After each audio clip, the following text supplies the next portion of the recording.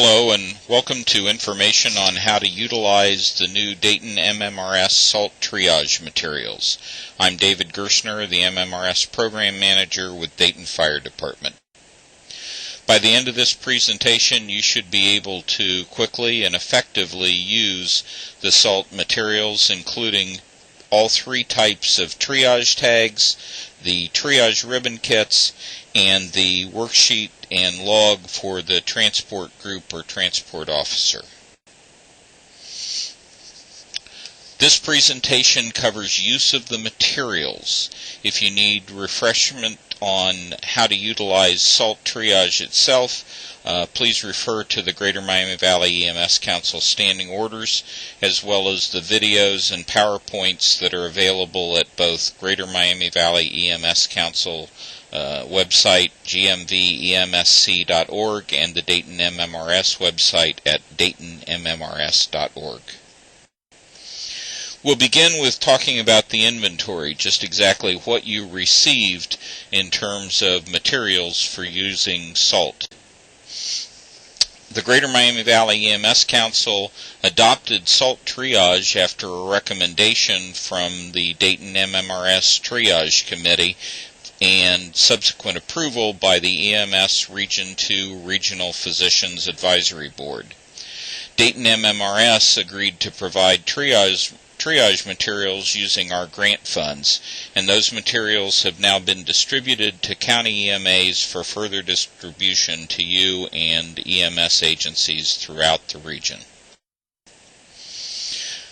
You should have received two types of triage materials. The first is triage ribbon kits, and the second is the transport group materials, which came in a clipboard, including the triage tags themselves. The triage kit is depicted here. It includes the 6 colors of ribbons. It also comes with a pair of scissors, a flashlight, a grease pencil, the salt triage flow chart for a quick reference guide in the midst of an incident, and a card that each agency can use to mark that agency and the apparatus it's assigned to, for example, Dayton Ladder 11. The transport group clipboard comes with several pieces of information. It includes a shrink-wrapped pack of the live triage tags, and I'll explain that designation in a couple of minutes. In addition to the triage tags, inside the clipboard there's a shrink-wrapped pack of 10 transport officer worksheets, a shrink-wrapped pack of 10 transport officer logs, a grease pencil, a pen, and a carabiner, and we'll discuss in just a few minutes how that carabiner might be used on an incident scene. Finally, there's an instruction sheet that's a synopsis of the information that we'll cover in this presentation. Several of these materials are available for you to download electronically at daytonmmrs.org, including both the transport worksheets and transport logs and the instructional sheet, as well as videos and a PowerPoint. You can use this same PowerPoint if you prefer to present it yourself. There are also images of all three types of triage tags. Here are the triage tags we've been talking about. As you can see, they're essentially identical except for the color and some watermarks and a couple of other minor details. They are the same on both the front and the back of the triage tags. However, there are some differences, and we'll explain those shortly.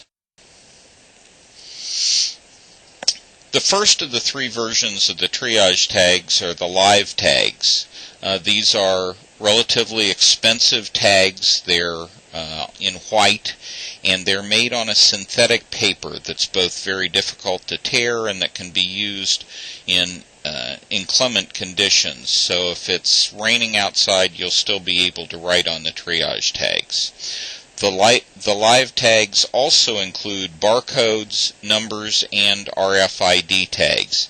It's important to note, though, that the hospitals can use either the barcode or the RFID tag, but the RFID numbers do not match the viewable tag number.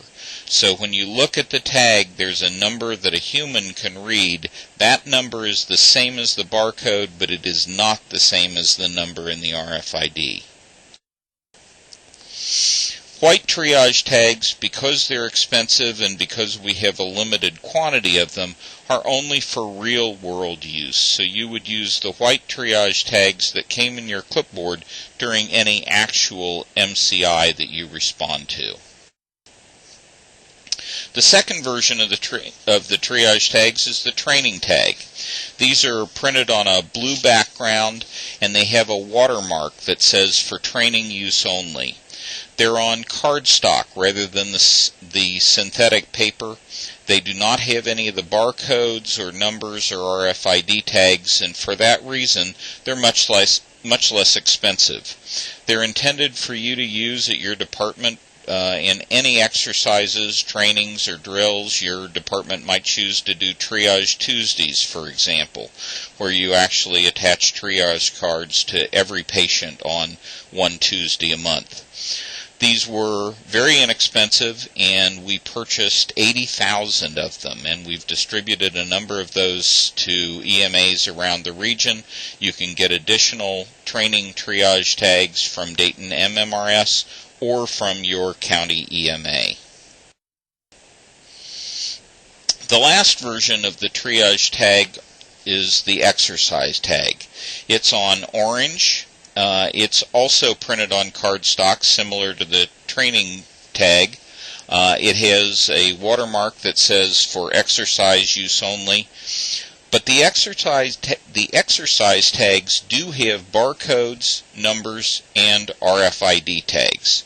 So for that reason, they're a little more expensive than the training tags, and they can be used for real exercises where you're actually transporting simulated patients to hospitals.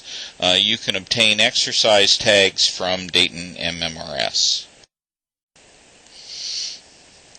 As I said, each EMA has a supply of the training triage tags. They also have extra ribbon rolls. Please don't use the live triage tags for training or exercises. We can get you all of the training tags that you need. Now that you're familiar with the materials that you have, let's talk about how to actually go about using them. And we'll start with the triage ribbon kit, because that's where, of course, you would start in an actual mass casualty incident. Again, this is a picture of the triage ribbon kit, and you can see there's a SALT diagram on top of the kit that faces the person who's wearing it. You can wear this either as a bandolier style as shown here, or you can wear it just belted around your waist. It comes pre-installed with the ribbons and the other items that we mentioned before. It's important to remember that triage ribbons actually have two purposes with our new equipment.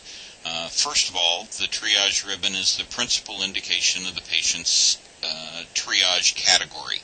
And of course, you'll start out when you perform triage putting on a triage ribbon to indicate what the patient's category is. You won't put on a triage tag until later. Typically, triage tags are applied one of two places, either in the treatment area or at the transport group. The triage ribbon is also used, though, to attach the triage tag. Our new triage tags do not have any kind of string to attach them to the patient, so you want to leave a fairly long tail on each patient's ribbon, and we find about 16 to 18 inches is about the right length for a triage ribbon. You'd attach these, if possible, on the patient's right wrist. We did this because we want you to be able to easily upgrade or downgrade the patient's triage category. So you use the ribbon to first establish the patient's triage category, then you use the same ribbon to tie on the triage tag. If the patient's triage category changes, you change the ribbon, but you keep the same tag. So just if the patient goes from a red to a yellow, you'd put on a yellow ribbon and take off the red ribbon. But again, change the ribbon, keep the same tag. The triage ribbon kits do have storage for additional materials. There are 2 storage compartments and a glove pocket. Now, there is room for life-saving interventions. There's room for up to 4 cat tourniquets, 4 chest decompression needles, 4 combat dressings, 4 nasopharyngeal airways, and gloves. But none of those LSIs are supplied by Dayton MMRS. However, should your agency choose to do so, then you're prepared in a mass casualty incident to provide all of the life-saving interventions that you learned about when you took SALT triage training. To recap, you're going to use the triage ribbons to first assign the patient a category. You'll use the same ribbon to apply the triage tag once the patient goes from the triage area to either the treatment area or direct to the transport area for immediate removal. Probably those would be the red patients. And then if the patient's category changes, you simply change the triage ribbon, keeping the same triage tag. Of course, the ribbons match the colors of SALT, the ID med categories of red for immediate, yellow for delayed, green for minimal, gray for expectant, and then the ribbon for dead, rather than being a black ribbon, is actually a zebra-striped ribbon, so that it's easier for you to see in night conditions. There's also a 6th ribbon. And that 6th ribbon is orange to indicate that a patient's been contaminated with some hazardous materials. But we wanted to make sure, again, at low light conditions, that you can distinguish this from red. So the orange ribbons have black polka dots on them. Contaminated patients, therefore, will initially get 2 ribbons. They'll get an orange ribbon and their triage category color ribbon, whether that be red, yellow, green, gray, etc. Once the patient has been deconned, you'll remove the orange ribbon, but still mark on the triage tag that the patient was contaminated and has been decontaminated. And we'll show you that shortly. And that brings us to use of the triage tags. This is the triage tag, and since this is training, we'll be using the blue tag to demonstrate this. And the triage tags come with 3 sections that are divided by perforations that easily come apart. As you can see here, we have a top main section and then 2 tabs that easily tear off, and we'll go through these one at a time, both front and back. This is the front main section, or side 1 of the main section of the triage tag. At the top there's the barcode and the human readable number, as well as a space for you to write in the patient's name if it's known, any allergies if you are aware of that, the patient's sex and age. Below that on the main section is the injury key, and this is used simply by indicating a number on the body diagram and then writing in the injury key what the problem is that equates to that number. So for example, if the patient had burns on their abdomen, you'd write a 1 on the abdomen of the body diagram and then type in, or write in rather, burns on the injury key. You can also use the injury key to indicate conditions such as shortness of breath. Below that's the dirty and decontaminated area that we mentioned earlier, and it's orange with polka dots to match the orange ribbons. And a patient should actually have, by the time they get a triage tag applied, probably would get both of these checked. You want to indicate they're dirty so that the hospital is aware that they've been contaminated with some type of hazardous material, but you'd also check decontaminated to indicate that you have completed field decon on the patient. Below that, this weird-looking thing is the radio frequency identification, or the RFID tag. Of course, there is no RFID tag on the training tags, but we show it here so you're aware of the location.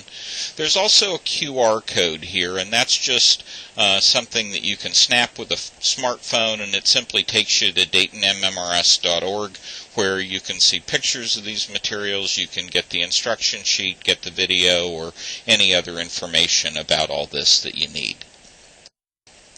Finally, the bottom of the main section of the triage tag is space for patient vital signs, and you can indicate the time, pulse, blood pressure, respirations, their level of consciousness, and there's also a location for you to indicate the patient's triage category, and you just draw a line through the appropriate color.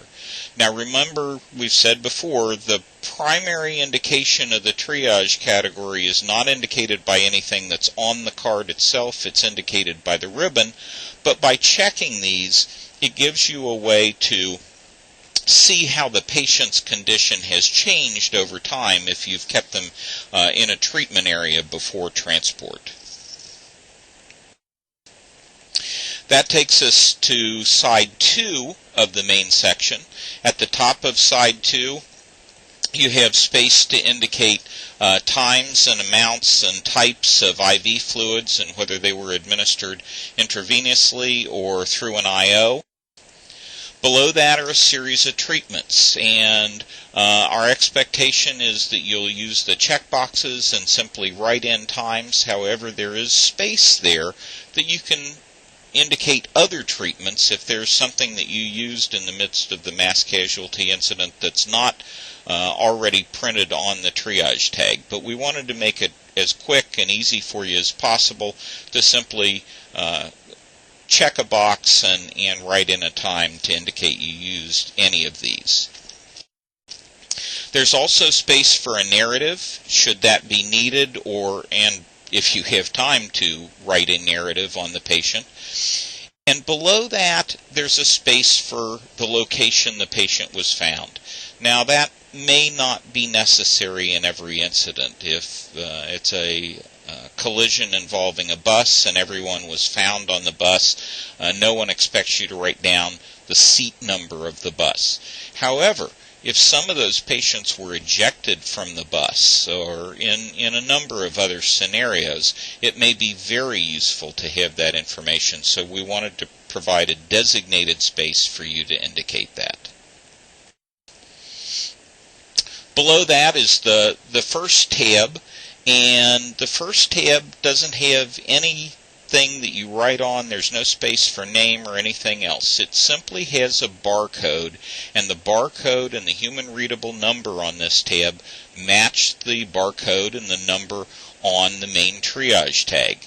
You use this code either for bags of evidence or bags of personal effects. For example, if it was a hazmat incident, you may have removed the patient's clothing and put them in a bag. You can clip this tag onto it and then later match it up to the patient by matching the barcode to the triage tag number. The other tag is something to make the transport officer's job a little bit easier. It has demographic information about the patient, name, age, date of birth, and so forth, and it has a space to write down what hospital the patient went to, as well as what unit transported them and what time, and on the opposite side, a space that you just draw a quick line through to indicate what the triage category was at the time of transport.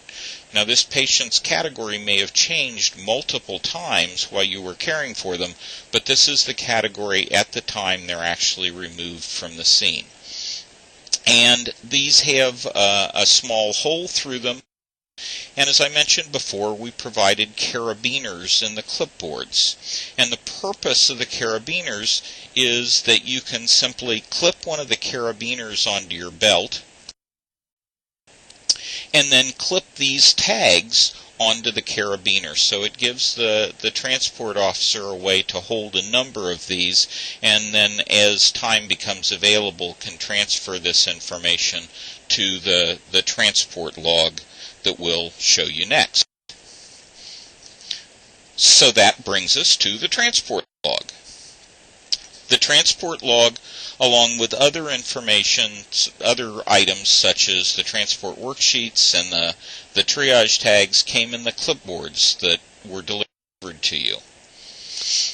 The transport log and the transportation worksheet are provided in shrink wrap packs of 10. They're on a card stock that makes it fairly easy to handle in bad weather conditions, although it's not the synthetic paper.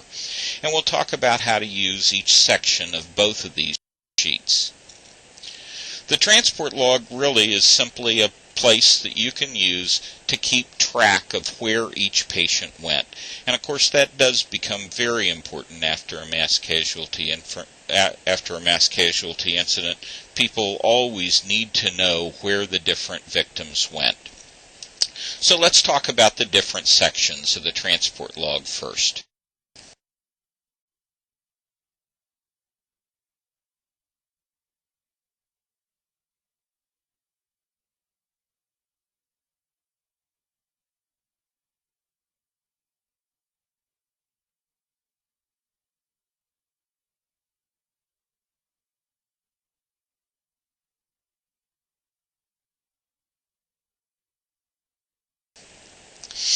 At the top, there's a space to write in your agency's name.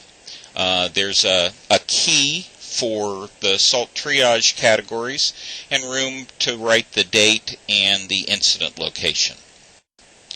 Below that is what the bulk of the sheet is, space to write information about each patient. And there's a space for each triage tag number, the patient's name, or if you don't have the name, a quick description, their sex as male or female, what their tag color was, or if you have time, even their general condition, whether or not decon was necessary, what their destination was. Most of the time this will be a hospital, but in some incidents it may involve other transport locations. Which unit transported them, for instance, Dayton Medic 11, and the time that they were transported. Below that is the start of a key for hospital abbreviations. So you can just look down and get the abbreviation, so you don't have to write full hospital names, but we wanted to provide a list of abbreviations so that you're using the same thing consistently through the incident. Now, they aren't all on the front of this form, but the form is printed so that when you're holding it on a clipboard, it flips up to let you see the back side of the form. And on the back side of the form is a continuation of this hospital key. In addition to all of the hospitals in our region, we've provided a key here for use of out-of-region trauma centers. If it's a really large incident, and we've talked over and over about the importance of hospital distribution in our SALT training, if it's a very large incident, you may wind up transporting to trauma centers outside the area. So we've provided abbreviations for those as well. In recognition of how important the transport group is, we've provided some of the most important tasks that the transport group has to perform during a mass casualty incident. So this is something that you can refer to during the incident and make sure that everything necessary is getting done. That brings us to the transport worksheet, where the transport log is just that, a log of where different patients went. The transport worksheet is intended to help you keep track of how well you're distributing or allocating patients during the mass casualty incident. Again, we want to emphasize the importance of not overloading hospitals, so we wanted to give you a very easy way to track what the condition is of the hospitals that you're using during your MCI. On the back of the transport worksheet is a user guide that discusses some of the important points that need to be taken care of, as well as exactly how to go about using this guide. The top on side 1 of the transport officer's worksheet is a reminder to use the regional hospital notification system if you're dealing with a mass casualty incident, and it tells you the number to call, that you should ask for the dispatch supervisor, and the information that you need to provide. And of course you can add additional information if you have it, but some of the key points that you'd want to provide so that the hospitals receive the right information. Below that we have a list of hospitals. And with each hospital, we have a series of boxes to the right. The first is how much they're able to receive. And you would want to contact the hospitals and find out what they're able to take. And on their first call, you find out how many greens, yellows, reds, and grays that they can handle. You'd write that in the top half of the box that's separated by a diagonal slash. And the reason it's separated by a slash is that if it's a significantly sized incident, we'd like you to check again about halfway through the incident and see what their conditions are. Remembering that they're getting patients not just from you, but also they're continuing to receive patients that aren't connected with the mass casualty incident, and they may well receive patients that self-transported. So halfway through the incident, you can recontact them and write in the bottom half of this box under the slash how many they're able to receive at that point in time.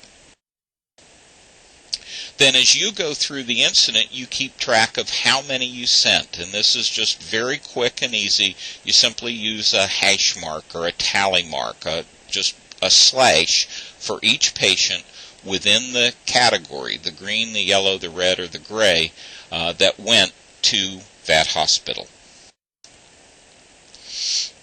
On the back, again, we wanted to emphasize that you may use out-of-area hospitals, and we provided space for the out-of-area trauma centers that are near our region, as well as a list of other out-of-region hospitals that you might use, and there are spaces that you can write in any of these that you utilize during your incident. Again, the transport officer's worksheet is just to help you make sure you're allocating patients appropriately and distributing them to different hospitals. It's just a quick glance that lets you see who's got space and can handle more patients, and which hospitals are starting to get overloaded.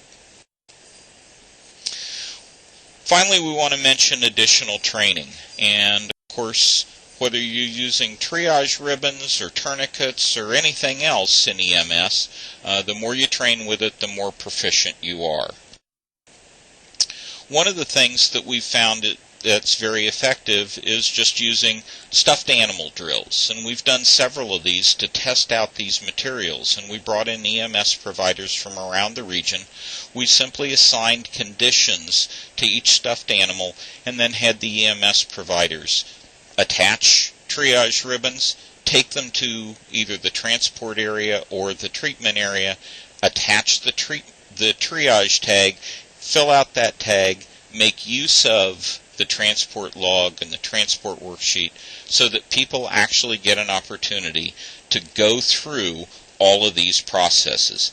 This is a very quick, inexpensive, short duration exercise that you can conduct in your station with no problems whatsoever, and we'd encourage you to do this. As you do this, of course, you'd use the blue triage training tags, but go ahead and use the real ribbons. If after your exercise you find that your ribbons are getting low And that'll take a while because there's 300 feet on each ribbon roll. But when you're starting to get low, you can get additional ribbons from any one of three places. As I mentioned, we have some at the county EMAs. Dayton MMRS has more that you can get, but you can also buy additional triage ribbons or triage ribbon kits if you need them from our vendor that was Disaster Response Solutions down by Cincinnati. They're in Loveland, Milford area, and their website's shown here. Finally, there's more information on both SALT and all of these triage materials at both of the websites we mentioned before, DaytonMMRS.org and GreaterMiamiValleyEMSCouncil.org. Thanks very much for listening and participating in this training. If you have questions, please use the frequently asked questions on the DaytonMMRS.org and send those to us, and we'll try to put that information out to everybody who needs it. Thanks again for listening.